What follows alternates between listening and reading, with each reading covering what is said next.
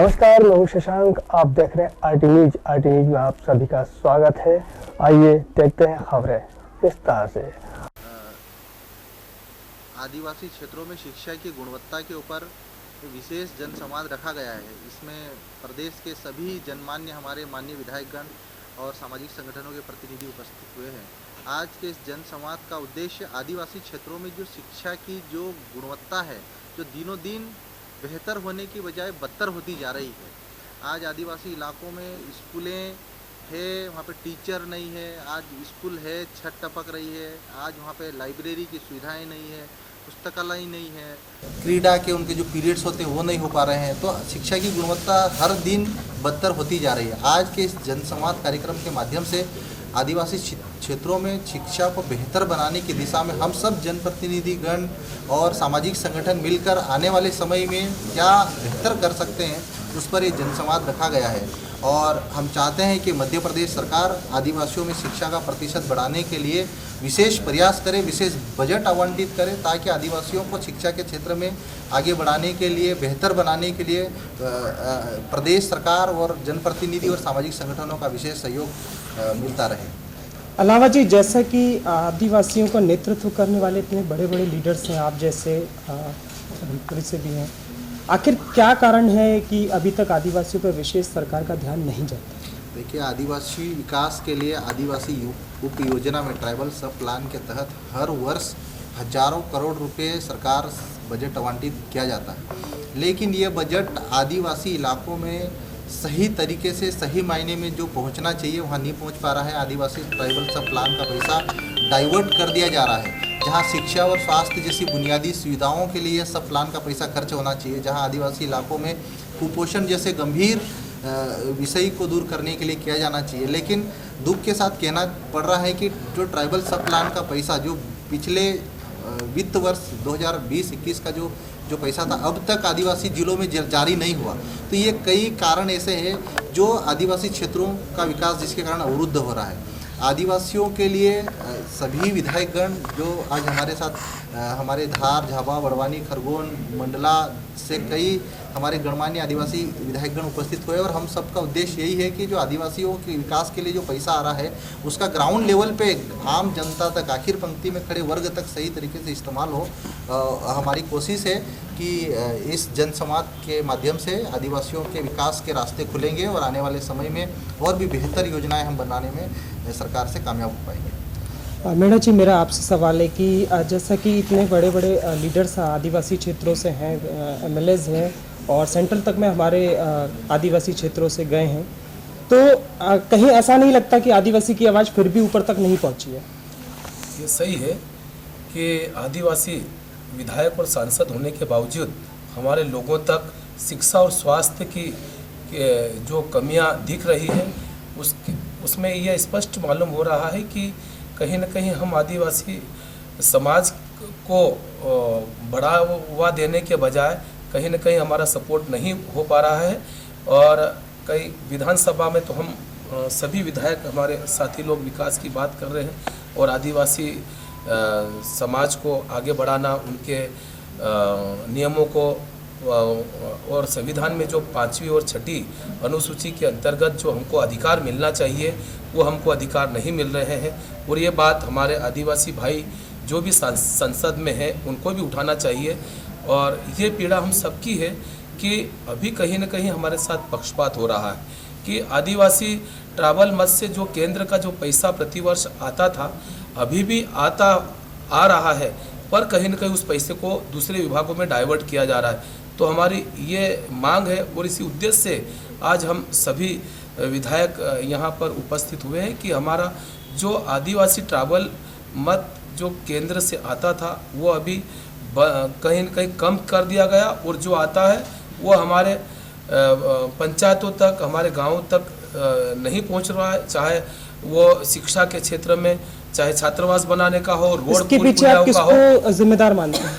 इसके पीछे कहीं न कहीं प्रदेश सरकार और केंद्र सरकार दोनों दोषी है कि पहले जो आता था क्या अभी वो पैसा कम क्यों किया गया, और अभी आदिवासियों की संख्या तो बढ़ते जा रही है, कम तो नहीं, तो फिर बजट भी बढ़ना चाहिए, वो केंद्र का पैसा हो या प्रदेश का पैसा हो। तो अभी हमारे शिक्षा की गुणवत्ता में जो कमी आ रही है, कहीं न कहीं ये भी कारण है। स्वास्थ्य सेवा में जो कमी आ रही है, और जो 5वीं और 6ठी के सूची के अनुसार जो हमको नौकरियों में आरक्षण होना चाहिए, और वो जो नौकरियों में भी आरक्षण होना चाहिए, और जो शिक्षा के क्षेत्र में छात्र छात्राओं के लिए सुख सुविधाएं होना चाहिए, वो भी कहीं न कहीं कम होती दिख रही है। तो इस उद्देश्य से हम सभी आदिवासी MLAs आज एकत्रित हुए। ये बात हम माननीय मुख्यमंत्री जी को भी कहेंगे, और आदरणीय राज्यपाल जी तक भी ये बात पहुँचाएंगे, प्रमुख सचिव जी से भी ये बात करेंगे, और माननीय प्रधानमंत्री जी को भी आज की हम सब हमारी पीड़ा सुनाएंगे। हमारे सांसद, हमारे वरिष्ठों को भी हमने ये सब बता चुके हैं कि आज हम ये काम हम हमारी आवाज़ को आपके सामने बुलंद करने के उद्देश्य रखें। आखिर हमारी बात कौन सुनेगा? विधानसभा और संसद में हमारी बात नहीं सुनी जाएगी तो आखिर में हम किसके पास जाएं? ये हमारी पीड़ा है। तो आदिवासी अभी भी रोजगार को लेके पलायन करता है आदिवासी बेल्टों से, उसके पीछे आप किसको जिम्मेदार मानते हैं? जी, रोजगार गारंटी के माध्यम से जो काम चल रहे हैं पूरे प्रदेश में, वो काम मजदूरों को मिलना चाहिए, और मजदूरों के बजाय ये सारे ठेकेदार प्रथा चालू हो चुकी है, और कहीं न कहीं मशीनों से काम कराया जा रहा है। इससे आदिवासी भाई लोगों को रोजगार नहीं मिल रहा है। तो ये हम सब की पीड़ा है। तो प्रत्येक ज़िले में जहाँ भी आदिवासी बसा, उनको हमारे अधिकार नहीं मिल रहे, ये हम सब की पीड़ा है। ठीक। आज की जो बैठक है हमारी चिंता करने की विषय है। हमारा रावल क्षेत्र में शिक्षा दिन पे दिन गिर रही है, और मैं तो कहना चाहती हूँ कि जहाँ से मैं चुनाव लड़ी हूँ, पिछले 10 सालों में मेरे क्षेत्र में 400 स्कूलें बंद हो गई थी। जो मेरा क्षेत्र ऐसा भौगोलिक स्थिति से पूरी पहाड़ी इलाका में कोई टीचर जाता ही ना, और हमने लगातार, जब मैं विधायक नहीं थी तब भी मैंने आवाज़ उठाई, और स्कूलों में कई वर्षों से ताला बंद था। मेरे विधायक बनने के बाद कम से कम मैंने ताला खुलवाने का काम करा है। और मेरे क्षेत्र में सबसे ज़्यादा, क्योंकि गुजरात बॉर्डर है, ना कोई सुविधा है पानी की है वहाँ, ना शिक्षा की है, ना स्वास्थ्य की ढंग से आज तक हो नहीं पाई है। तो ज़्यादातर लोग पलायन कर जाते हैं, और खेती के लिए कुछ पानी की व्यवस्था नहीं है, ना बिजली की ढंग की है, और ना हमारे बच्चों की आज तक शिक्षा वहाँ ढंग से नहीं मिल पाई है। तो हम चाहते हैं कि सरकार हमारे आदिवासी के ज़्यादा से ज़्यादा पढ़ाई के लिए, और जो पैसा आता है 89 ब्लॉक है हमारा, उसमें हमारा जो पैसा आता है वो पैसा सही ढंग से हमारा शिक्षा में लगे, स्वास्थ्य में लगे, हमारे क्षेत्र में विकास के लिए लगेगा, तो ही हमारे आदिवासी ऊपर उठ के आएंगे। चाहे पढ़ाई की, शिक्षा की, रोज़गार की, तमाम आज परेशानी है, और सरकार पूरी तरह से ध्यान नहीं दे रही है। मेरे क्षेत्र में लगातार बसें अवैध चल रही, इतनी बसें भर के लोग जा रहे, गांव के गांव खाली हो गए, और वहाँ एक एक बूढ़ा बूढ़ी मिलेंगे, घर के ढोर ढांडों को पानी पिलाने वाला नहीं, ऐसी स्थिति आ चुकी है। तो इसलिए रोज़गार की भी समस्या है, और आपकी युवाओं को देख लीजिए, पिछले 15 साल में कोई भी नौकरियां नहीं मिली है, और जो अतिथि शिक्षक है उनको परीक्षा में पास करवा के बिठा लिया, और आज वो दर दर की ठोकरियां खा रहे, हमारे पास आ रहे। हम भी आवाज़ उठा रहे लगातार 2 साल से जब बने, पर उसके बाद भी युवाओं के लिए, शिक्षा के लिए कुछ भी सरकार का ध्यान नहीं जा रहा, और जब आते हैं तो उनको पुलिस के द्वारा लाठी बरसा के भगाया जाता है, और उनको न्याय नहीं मिल रहा है। इसलिए हमारी शिक्षा और गिरती जा रही है। ठीक, धन्यवाद। आप इतने समय से विधायक हैं, और आपने अपने क्षेत्र की समस्याओं को कितने बार विधानसभा में उठाया? हम देखो 15 महीने तो हमारे मुख्यमंत्री थे, उन्होंने पूरी तरह से शिक्षा को बढ़ावा दिया है, और हम लोगों ने कहा कि जितने अतिथि उनको रेगुलर करने के लिए हमारे माननीय पूर्व मुख्यमंत्री जी कमलनाथ साहब ने बजट में ला रहे थे, और इतने में कुछ लोग हैं बिकाऊ, उन्होंने सरकार गिरा दी। तो आज हमारी शिक्षा वहीं के वहीं रह गई है। दूसरा, पलायन का मैं लगातार बात कर रही हूँ, और मैं सरकार के सामने लगातार लड़ाई लड़ रही हूँ, आगे भी लड़ाई लड़ूंगी मैं, क्योंकि उस क्षेत्र की आवाज़ हूँ मैं। ठीक, धन्यवाद। तत्कालीन सरकार जो है उसने ग्रामीण क्षेत्रों के स्कूल को बंद करने की बात कही है, और आपका जो आज का कार्यक्रम है वो शिक्षा से संबंधित ही है, उसको आप कैसे देखते हैं? निश्चित रूप से आदिवासी जो क्षेत्र, चाहे मध्य प्रदेश में, चाहे पूर्व हो, पश्चिम हो, कोई भी हो, लगभग आदिवासियों की जो विषय है, आदिवासियों की समस्याएं लगभग एक जैसी होती हैं। आज का जो विषय है शिक्षा की गुणवत्ता और ट्राइबल क्षेत्र, निश्चित रूप से ये आज के इस कार्यक्रम में हमने दलगत नीति से ऊपर उठकर सभी दलों के जनप्रतिनिधियों को आमंत्रित किया है। सभी सामाजिक संगठनों के जो बुद्धिजीवी हैं उनको आमंत्रित किया है। अधिकारी कर्मचारी वर्ग से या तो रिटायर हो गए हों या वर्तमान में जो किसी पद को धारण किए हैं उनको हमने यहाँ पर आमंत्रित किया है। कहीं ना कहीं एक ऐतिहासिक अन्याय को ट्राइबल एरिया झेलता आया है। बहुत सारी स्कीम्स आती है और गई है, पर सरकारी स्तर पर उनका एनालिसिस कहीं भी नहीं हो पाया है। मैं शिक्षा की जो बात कर रहे हैं, आपका जो प्रश्न भी है, आज शिक्षा का जो स्तर है वो सिर्फ साक्षरता के लिए है। कहीं आपको ट्राइबल क्षेत्रों में तकनीकी शिक्षा, व्यवहारिक, नैतिक या फिर उद्योग या आजीविका आधारित कहीं भी किसी भी प्रकार से शिक्षा की कोई बात नहीं की जा रही है। उच्च शिक्षा की हम बात करें, कॉलेज जितने लोग अप्लाई करते हैं उनके आधे भी एडमिशन्स नहीं हो पाते हैं, और ऊपर से अभी स्थिति ये है कि कॉलेज को बढ़ाने की बजाय कॉलेजों की संख्या कम की जा रही है। तो आज मैं फिर वही बोलूं कि आप प्राइमरी और मिडिल स्कूलों को बंद करके एक ऐसे अभी 25 किलोमीटर में एक सेंट्रली हम एक स्कूल खोलेंगे जिसमें आने जाने की व्यवस्था बनाएंगे, जैसी बातें मुख्यमंत्री जी के माध्यम से रहा। ये विषय एक सिस्टम से है हमारा आज का, और हम दलगत नीति से ऊपर उठकर हमारे विषयों की जो गंभीरता है, हमारे साथ में जो ऐतिहासिक अन्याय हुआ है, उस अन्याय को हम कैसे पालें।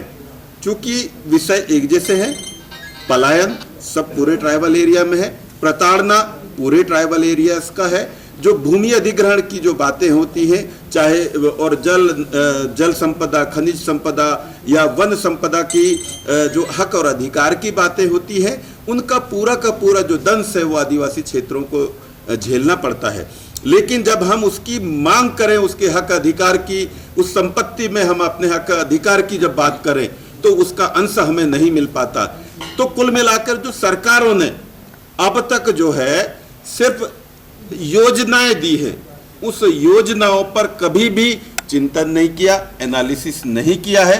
और आज हम जो बैठे हैं, कहीं ना कहीं जो भेद हो रहा है हमारे ट्राइबल क्षेत्रों में, आज हम कहें, हम इस सरकार की भी बात कर सके, हम अपनी सरकार की भी बात कह सकते हैं, पहले सभी की बात कर सकते हैं, लेकिन आखिरकार हमको दलगत नीति से ऊपर उठकर सभी जनप्रतिनिधियों को, सभी सामाजिक संगठनों के बुद्धिजीवियों को आके एक मत ट्राइबल हितों की बात रखनी ही पड़ेगी, मनवानी ही पड़ेगी। इसके अलावा कोई दूसरा चारा नहीं है। आपका एक प्रश्न और था, पुराने पहले जनप्रतिनिधियों ने क्या किया। मैं मान सकता हूं कि उन्होंने शायद अपने आप को एक दलीय राजनीति के हिस्से होकर रह गए हैं, पर हमें दलीय राजनीति का हिस्सा से बढ़कर हमारी प्राथमिकताएं, हमारे ट्राइबल क्षेत्र होना चाहिए, हमारे विषय होना चाहिए। उसके लिए हम सबसे बात करें, कोई दलगत से हम ना करें, हम एक मंच पे हम यहाँ बैठे हैं, एक मंच से हम एक प्रस्ताव पारित करें कि आखिर हमारे क्षेत्रों पर ये जो अन्याय, जो ऐतिहासिक अन्याय हुआ है और उस पर एनालिसिस किसी भी प्रकार से नहीं हो पाया है और स्थिति बद से बदतर होती जा रही है।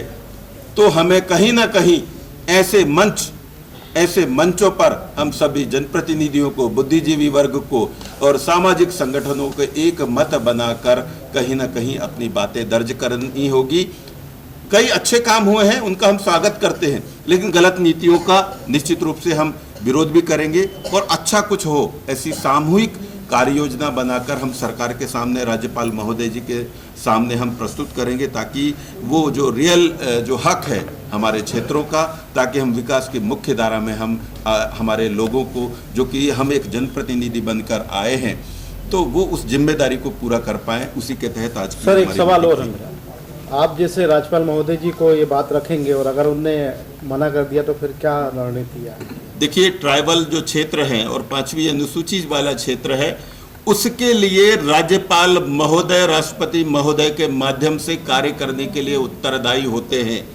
अगर इसमें आप जैसा प्रश्न आपने किया है कि अगर राज्यपाल महोदय अगर मना कर देते हैं ऐसा संविधान में कोई प्रावधान नहीं है। उनकी वो जिम्मेदारी है, अपनी जिम्मेदारी को उनको समझकर जो ट्राइबल क्षेत्रों की स्थिति पर उनको अपनी स्टडी और आकलन करना चाहिए। प्रदेश सरकारों से उनको प्रश्न पूछना चाहिए कि आपकी जो योजनाएं वहां तक पहुंची हैं, उन योजनाओं पर आपके अपने एनालिसिस क्या है, क्यों आज मूलभूत सुविधाएं नहीं मिल पा रही हैं। सर, मुख्यमंत्री जी तो लगातार कह रहे हैं कि विकास की गंगा मध्य प्रदेश में बह रही है, और आप फिर ऐसी बातें कर रहे हैं कि आदिवासी बहुमूल्य क्षेत्र ये आपको मैं एक बात बताना चाहूँगा कि ये विकास की जो गंगा बह रही है ये पूरी तरह सरासर झूठ है।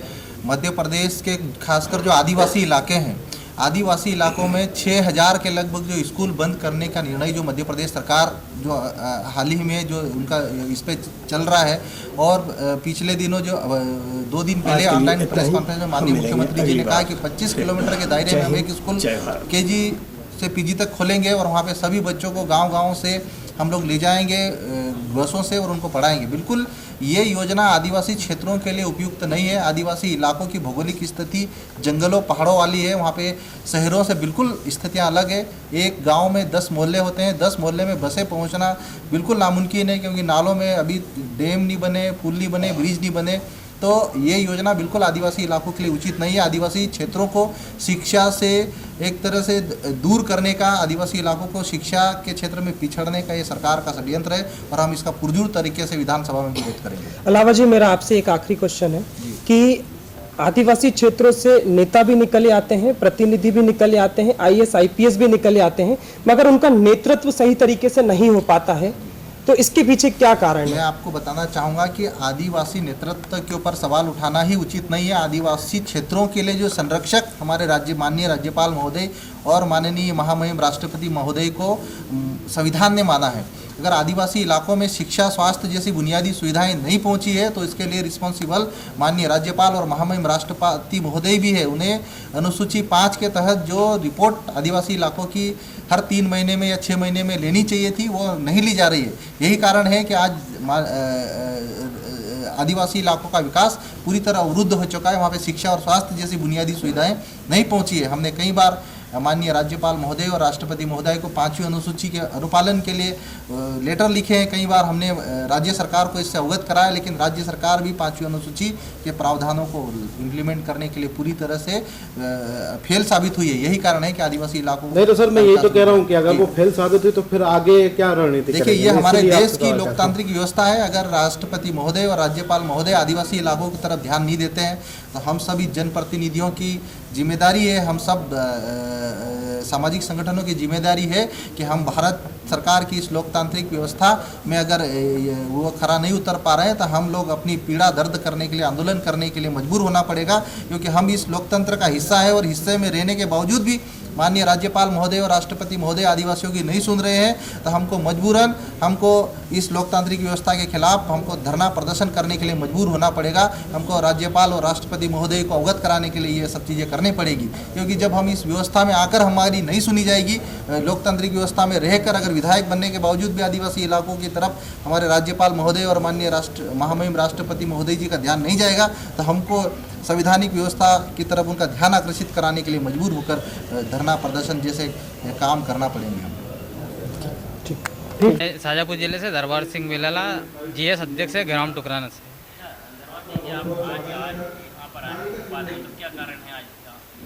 जैसे कि सर हमारे बच्चे पढ़ रहे हैं, हाई सेकेंडरी में पढ़ रहे हैं, जो कि अभी तक कोई भी मतलब जानकारी नहीं मिलती है गांव में, टुकराने में या जिला डिस्ट्रिक्ट में। और एक बच्ची मेरी है, वो हाई मतलब सेकेंडरी पढ़ रही है। उसके लिए भी मैं आया हूँ यहाँ पे कि उसकी पढ़ाई आगे बढ़ती जाए। आज आपका कहने वाला कि आज आदिवासी वर्ग का एक शिक्षा की स्तर पर गुणवत्ता का एक सम्मेलन आयोजित किया जा रहा है, जिसमें बच्चों के भविष्य संबंधी कुछ बातें सम्मेलन हो रहा है। तो वो आप चाह रहे हैं कि आदिवासी के बच्चों के विकास में कुछ उनको सहयोग मिले। हाँ, जिस कारण आए आप? हाँ, जिस कारण आए, क्योंकि लोग आए आप? हम आए 11 लोग आए शाजापुर जिले से।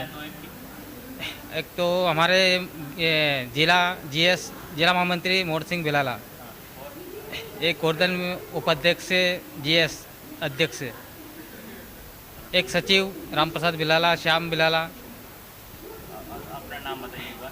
दरबार सिंह बिलाला, ग्राम टुकरा, जिला शाजापुर से।